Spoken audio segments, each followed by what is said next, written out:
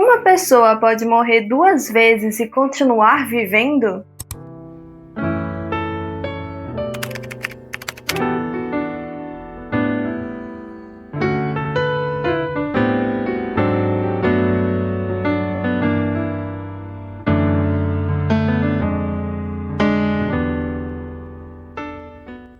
Olá, meu nome é Iana Marcelli, sejam bem-vindos ao meu canal.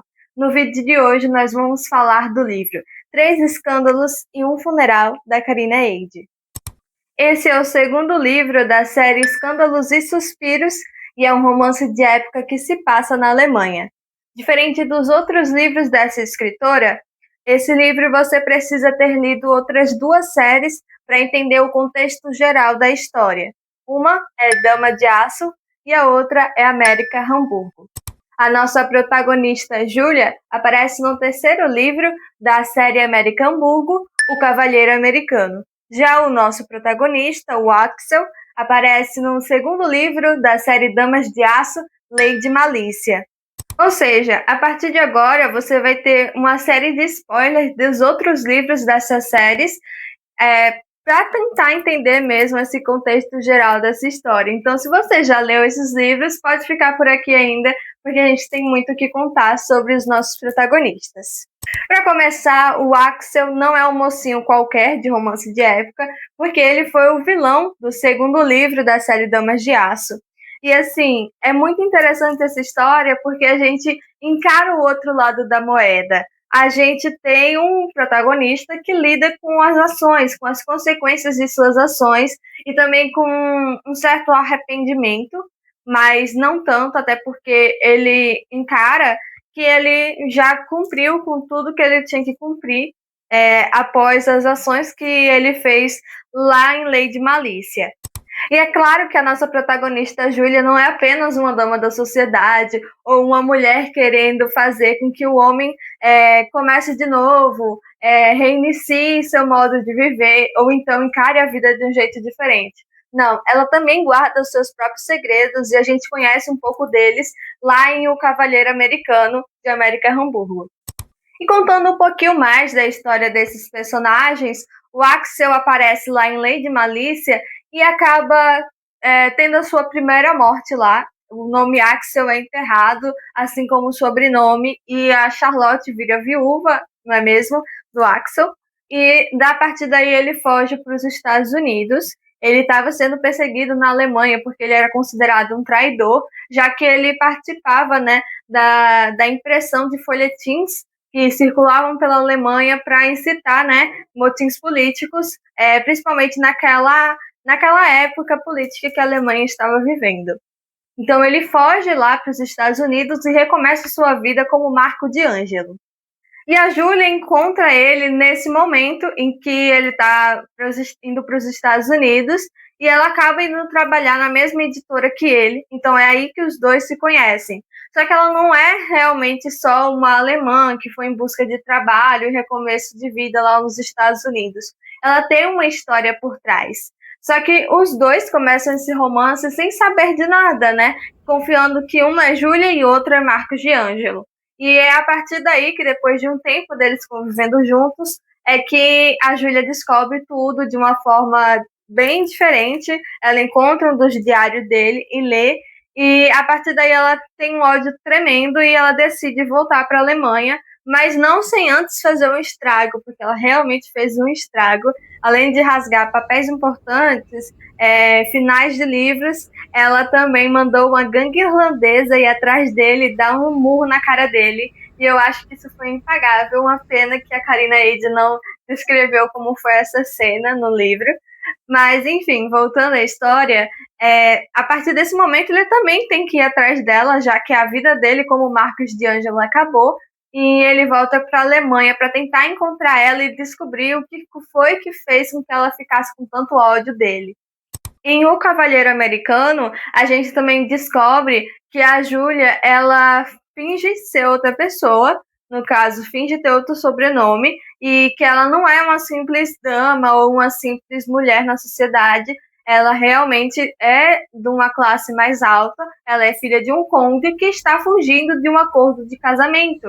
Então a gente tem os protagonistas do O Cavalheiro Americano indo atrás dela para tentar entender a história e achando ela em um convento, que foi onde ela passou o resto do tempo dela, enquanto o Axel não encontrava com ela, ou então os pais dela não encontravam ela, e ela pretendia ficar nesse ambiente. Outra coisa muito importante que acontece antes do primeiro capítulo desse livro é que lá no final do Cavalheiro Americano, o Axel tem a sua segunda morte. Ele mata o Marco D'Angelo e recomeça a vida. Só que até esse momento a Júlia não sabia disso. Então o primeiro capítulo é realmente a cena dela passando raiva, ódio, porque ela não pode confrontá-lo, não pode mais brigar com ele e ainda sente alguma coisa por ele dos anos que eles passaram juntos. E é a partir daí que a nossa história começa. Então a Júlia está morando nesse convento ainda, quando recebe a notícia de que o pai dela quer conversar com ela e tentar se reconciliar. Então o amigo dela, lá do Cavalheiro Americano, o Sr. King, ajuda ela a achar uma pessoa que pode levá-la até o condado do seu pai em segurança. E é aí que ela conhece o protagonista do primeiro livro dessa série, Como se livrar de um cavalheiro em 10 dias, o Conde Victor, e ele oferece ajuda a ela. Então, nesse segundo capítulo, para terceiro, a gente vê a nossa protagonista chegando lá naquela casa e conversando com o Conde para realmente chegar em segurança no condado do pai. E é aí que a nossa protagonista tem uma surpresa, porque quem ela achava que estava morto está vivo da Silva. Porque é assim que ela encontra com Axel quando ela chega ao quarto dela. E pense que surpresa foi para ela descobrir que o Axel era amigo de Victor, e também foi uma surpresa tão grande que ela jogou os sapatos, jogou o vaso de flores, jogou o pinico de cerâmica, jogou tudo que viu pela frente dentro do quarto em direção a ele, e ele realmente ficou muito assustado, e mesmo que estivesse irritado com ela por ela ter estragado com a vida dele, ela tem mais ódio dele, então jogou muitas coisas em sua direção, e a gente tem, até o momento em que realmente a história começa a caminhar, várias picuinhas entre eles, principalmente uma que envolve um chá da tarde, que assim, eu não vou dar muito spoiler, mas é uma das cenas mais engraçadas. Acontece que o Conde Victor não vai poder mais acompanhá-la nessa viagem, porque o dia que o pai dela estaria livre e que o primo dela não estaria rondando o condado seria no dia do casamento do Victor. Então, assim, ele encaminha essa tarefa para outra pessoa, que por acaso é o nosso protagonista, o Axel, mas ele mesmo se predispõe a ir até lá com ela.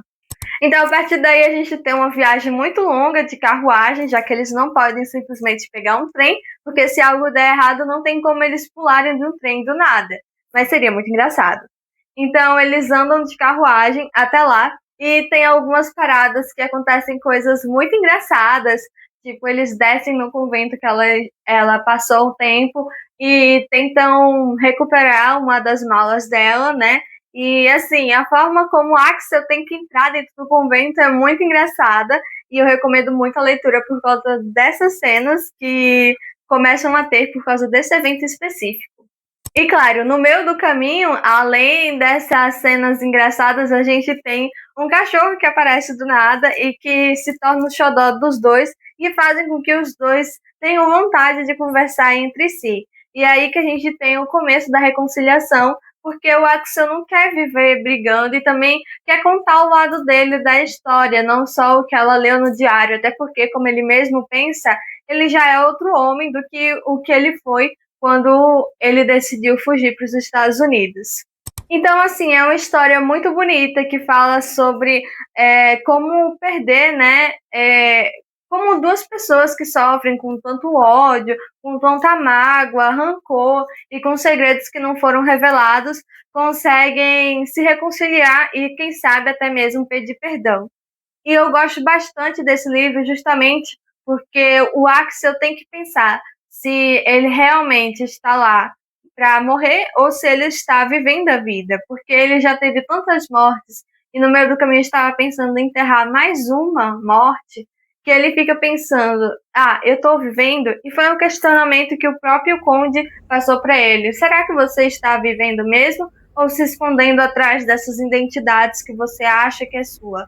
Então a gente tem muito dessa questão identitária de quem você é, o que você quer ser, ou se sua família realmente reflete quem você é na vida real. E também eu acho que a parte mais fofa é que os dois encaram um ao outro como um lar, né? E que não é um espaço físico que a pessoa fica, uma casa que ela morou, e sim as pessoas que estão ao seu redor. Então, assim, esse livro, obviamente, foi 5 estrelas, e não só pela história, mas também pela escrita, muito gostosa de ler, e pelo fato da ambientação ser tão boa, principalmente quando eles estão fazendo esse caminho de carruagem, e a gente aprende um pouquinho de alemão lendo os livros da Karina Eide, e assim, favoritado, e eu gostei muito dessa leitura, e eu espero que eu tenha convencido vocês a ler, ou tipo, se você já leu, pode comentar aqui se você gostou da história, o que você acha que poderia ter mudado, ou qual foi a sua parte favorita. Eu espero que você tenha gostado do vídeo. Se gostou, não se esqueça de curtir e se inscrever no canal. Tchau!